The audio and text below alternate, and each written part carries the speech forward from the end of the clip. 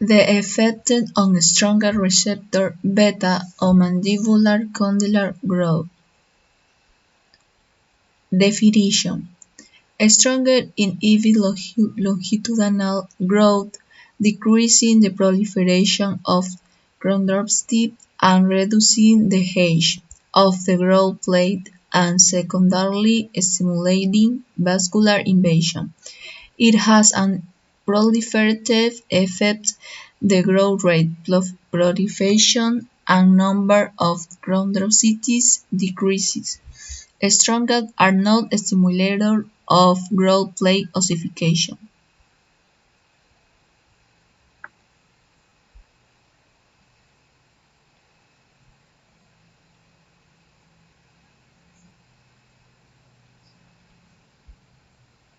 The estrogen receptor, molecular and cellular mechanisms.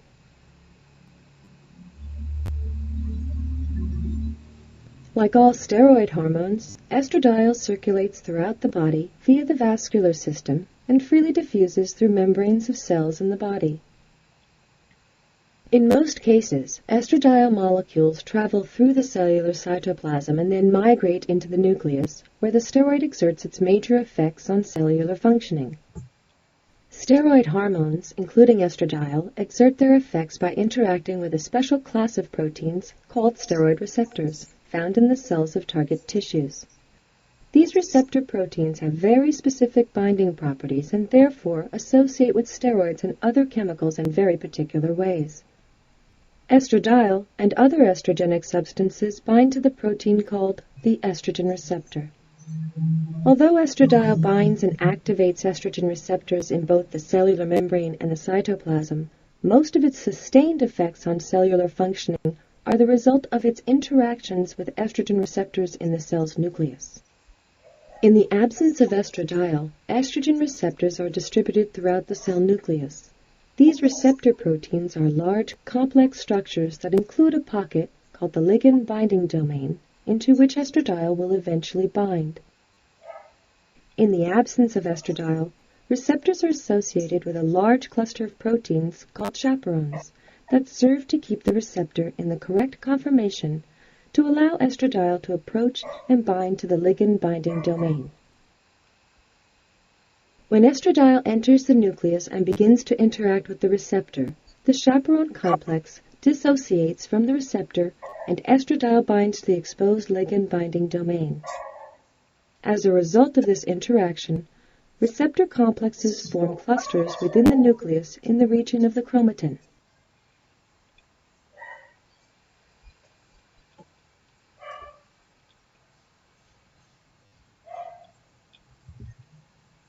Application in dentistry.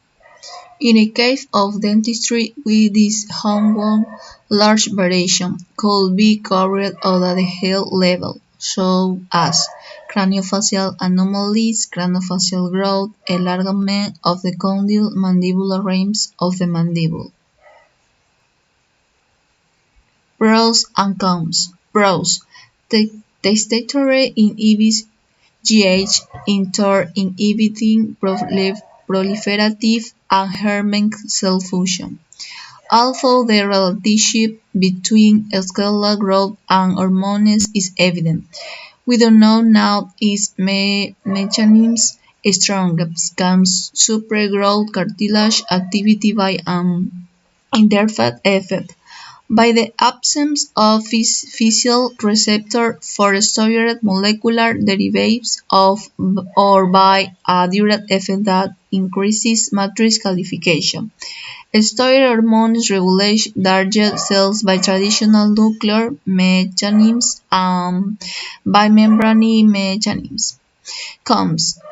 Chondrocyte function decreases when secondary ossification occurs.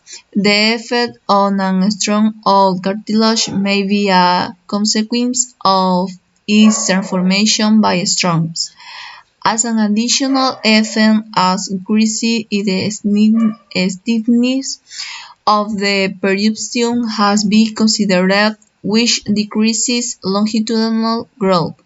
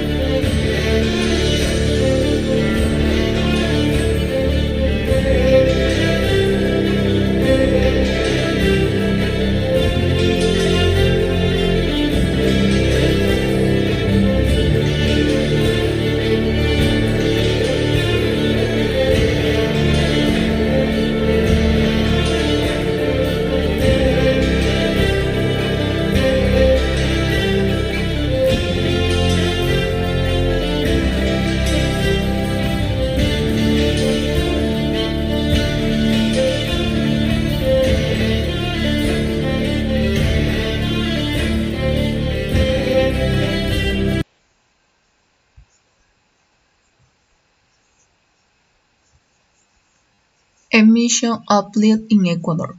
In such cases, the country must, in this case, the dental professional be able to perform any activity, surgery, if there are few cases in which it has had to intervene surgically.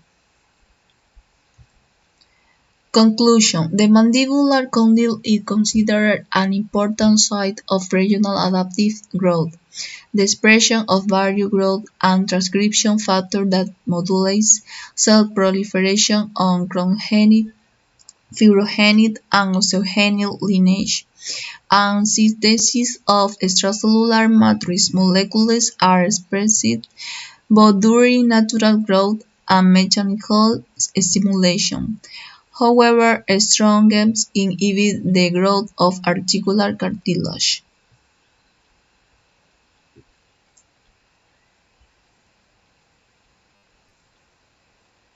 The mandibular condyle is a rounded projection at the end of the lower jaw, or mandible. This particular part of the lower jaw articulates, or unites, with the skull. It is actually better known as the condyloid process, which refers to the condyle itself and another part of the lower jaw. The mandibular condyle greatly contributes to the ability to rotate the head. The lower jaw, from a side angle, resembles the shape of the letter L. At the top, positioned at the rear end, is the mandibular condyle. The area immediately below it is referred to as the neck of the condyloid process. It functions as the constricted support system of the mandibular condyle. It is this condyle that provides the attachment to the temporomandibular joint, or TMJ.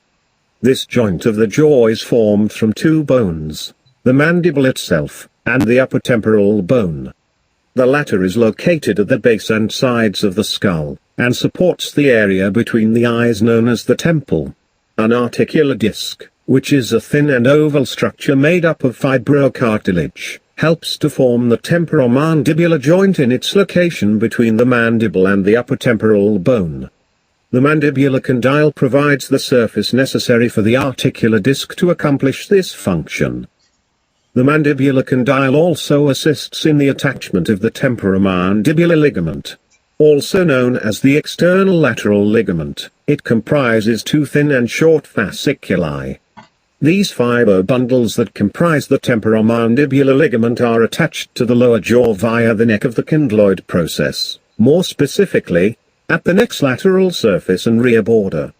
The temporomandibular ligament helps prevent the lower jaw's rear displacement as well as the condyloid process from going upward, which could fracture the skull's base in the event of a blow or some other kind of force.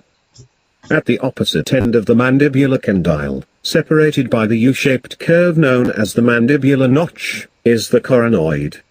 It is also referred to as the coronoid process or coronoid process of the mandible.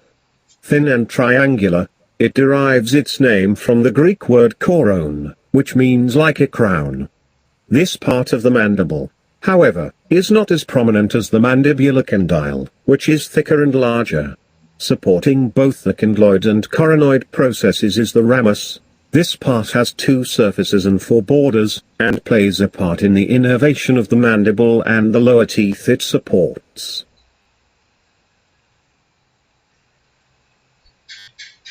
Veins.